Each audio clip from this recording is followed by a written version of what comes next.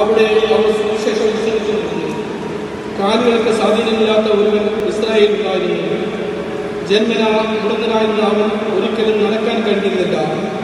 പൗലോസ് പ്രസംഗിക്കുന്നത് അവൻ കേട്ടു. പൗലോസ് അവനെ സൂക്ഷിച്ചു നോക്കി.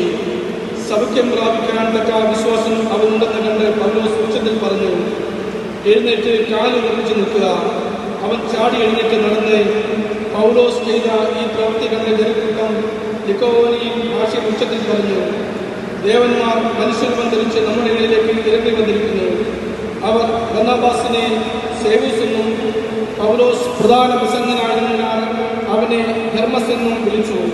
നഗരത്തിന് മുമ്പിലുള്ള സേവൂസിന്റെ ക്ഷേത്രത്തിലെ പുരോഹിതൻ കാളകളും പൂമാലകളുമായി കവാടത്തിങ്കിൽ വന്ന് ജനങ്ങളോട് ചേർന്ന് ബലിയർപ്പിക്കാൻ ആഗ്രഹം പ്രകടിപ്പിച്ചു. ഇതറിഞ്ഞ് അപ്പോസ്തലന്മാരായ ബർന്നബാസും പൗലോസും വസ്ത്രം കീറി ജനക്കൂട്ടത്തിലേക്ക് ഓടിച്ചെന്ന് വിളിച്ചു പറഞ്ഞു, ഹേ മനുഷ്യരെ, നിങ്ങൾ ഈ ചെയ്യുന്നത് എന്താണ്? ഞങ്ങളും നിങ്ങളെപ്പോലെ തന്നെയുള്ള മനുഷ്യരാണ്. വ്യർത്ഥമായ ഈ രീതികളിൽ നിന്നും ജീവിക്കുന്ന ദൈവജീവികളിൽ നിങ്ങൾക്ക് തിരിയണം എന്ന് ഞങ്ങൾ നിങ്ങളെ ഉദ്ബോധിപ്പിക്കുന്നു. അവിടുന്നാണ് ആകാശവും ഭൂമിയും സമുദ്രവും അവയിലുള്ള സമസ്തവും സൃഷ്ടിച്ചത്. കഴിഞ്ഞ തലമുറകളിൽ എല്ലാ ജനങ്ങളുടെയും സ്വന്തം മാർഗങ്ങളിൽ സഞ്ചരിക്കാൻ അവിടുന്ന് അനുവദിച്ചു. എങ്കിലും നന്മ പ്രവർത്തിക്കുകയും ആകാശത്തു നിന്നും മഴയും ഫലപുഷ്ടമായ കാലാവസ്ഥ നിങ്ങൾക്ക് പ്രദാനം ചെയ്യുകയും ആഹാരവും ആനന്ദവും നൽകി നിങ്ങളെ ഹൃദയങ്ങളെ നിരക്കുകയും ചെയ്തുകൊണ്ട് അവിടുന്ന് എനിക്ക് സാക്ഷി നൽകിക്കൊണ്ടിരുന്നു.